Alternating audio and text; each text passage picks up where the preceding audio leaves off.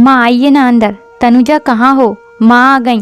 माँ आप बैठिए ना, कहते हुए विकास ने माँ को सोफे पर बिठाया और खुद उनके बगल में बैठ गया। तभी अनुजा कमरे से आई, बड़े अनमने ढंग से पाँव छूकर बोल पड़ी, माँ कैसी हैं आप?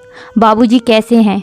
ठीक हूँ बहू, बाबूजी भी ठीक हैं। गेहूं की कटाई हो रही है ना, नहीं तो वो भी आते मेरे साथ। मुस्कुराते हुए अनुपमा जी बोल पड़ी। दादी आप आ गईं, कहते हुए इकलौता पोता शौर्य आकर दादी के सीने से लग गया। दादी कैसी हैं आप?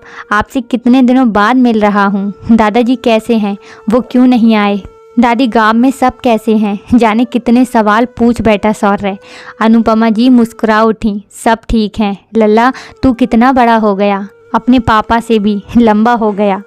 कल मंदिर चलूंगी तुझे लेकर, तेरी नज़र उतार दूंगी, कहीं मेरी ही नज़र न लग जाए तुम्हें, कहते हुए पोते के माथे पर हाथ फिराया तो आंखें सजल हो गईं। अपने आंचल से पोंछ मुस्कुराने लगीं तो बेटे ने माँ को गोद में समेट लिया और बोल पड़ा, क्या हुआ, इतनी भावुक क्यों हो गई?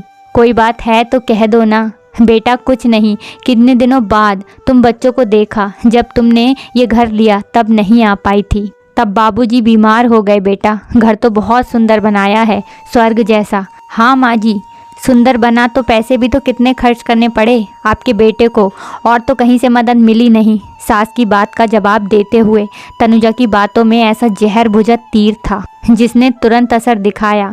माँ बेटे दोनों शांत हो गए, जैसे आरोप दोनों को लगा हो, माँ बाप को, कि आप लोगों ने मदद नहीं की, और बेटे पर कि तुम्हारे माँ बाप ने मदद नहीं की।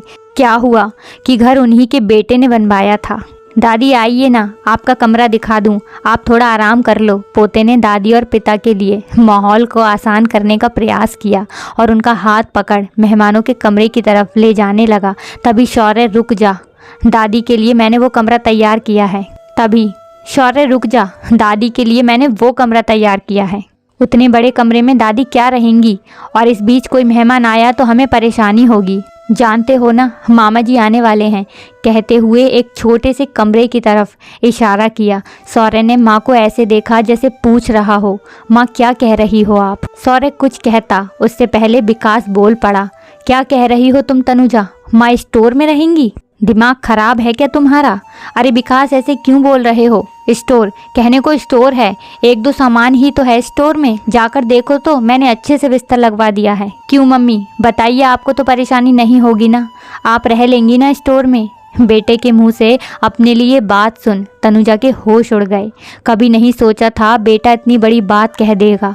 ऐसा लगा जैसे सामने बेटे ने आईना रख दिया जिसमें वो अपना विकृत चेहरा देख रही थी, और देख रही हैं उसी दर्पण में अपने कुरूप भविष्य का प्रतिबिंब, जो आज के किए कर्म का ही प्रतिछाया था। वो ऐसी निढाल होकर सोफे पर बैठ गईं जैसे अर्धमूर्छा हो। क्या सही क्या गलत समझ नहीं आ रहा था। तभी अनुपमा जी ने उसके कंधे पर अपने मुलायम हाथों को रखा। तनुजा ने सिर ऊपर उठाया तो नज़रें अनुपमा जी की नज़रों से मिली। उसने अपनी नज़रें झुका ली, आंखों से आंसू बह निकले। शायद आंखों ने ही उनके सामने आंसुओं के रूप में माफ़ी की अर्जी लगा दी थी। अनुपमा जी ने शौर्य को इशारा किया। शौर्य आकर माँ के पैरों के पास बैठ गया। माँ की गोद में सिर रखकर बोल पड़ा, मम्मी सॉरी, मैंने गलत कहा, लेकिन जैसे आप मेरे लिए हो ये भी तो सोचो, पापा के लिए दादी भी उतनी ही अहम होंगी। आपने सिर्फ दादी को ही नहीं पापा को भी दुख पहुंचाया है। उनके बेटे ने ये घर बनवाया है तो सबसे पहले हक तो उनका है ना माँ। माँ के चेहरे को अपने हाथों में थाम कर फिर बोल पड़ा, मम्मा मैंने कुछ गलत कहा क्या? आप बोलो।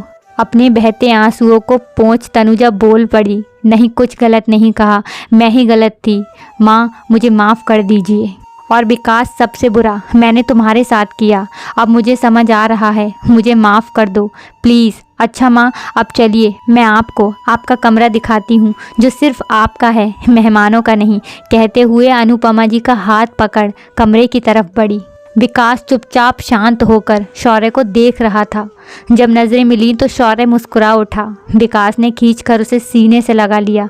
आज बेटे ने अपने प्रयास से एक बेटे को अपनी माँ के सामने शर्मिंदा होने से बचा लिया। तो दोस्तों आपको हमारी ये कहानी कैसी लगी हमें ज़रूर बताइएगा और जल्दी से हमारे चैनल को सब्सक्राइब कर लीजिएगा। Thanks for watching.